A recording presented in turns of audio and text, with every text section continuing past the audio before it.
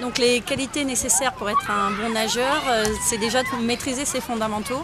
Donc il y a tout d'abord se déplacer sur l'eau, être à l'aise, maîtriser l'immersion, maîtriser sa respiration et maîtriser l'équilibre. À partir de là, quand on maîtrise ces 4 fondamentaux, je pense qu'on a les qualités nécessaires pour être un bon nageur et être à l'aise dans toutes les baignades. Il y a beaucoup de bienfaits à la pratique de la natation, ça se décline sur beaucoup de disciplines au niveau de la FFN. Donc, déjà il y a le bien-être, il y a tout ce qui est maintenant nager forme santé, donc tout ce qui apporte pour les mal de dos, lutter contre l'obésité, l'aquagym, il y a de nouvelles formules qui se développent en natation. La natation loisir bien sûr et toutes les autres disciplines qui font que c'est un sport bien-être.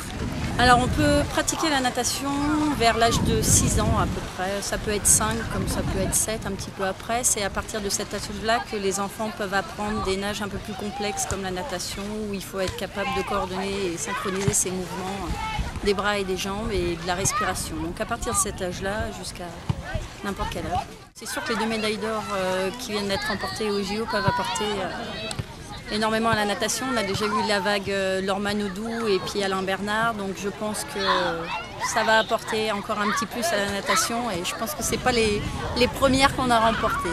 Il va y en avoir d'autres. Il y a 3 nageurs qui évoluent au niveau des championnats de France minimes, donc 14 et 15 ans, et on a encore des nageurs en 16 ans et plus qui ont fait les championnats de France et National 2 ou N1, donc il y a quand même du niveau dans l'un.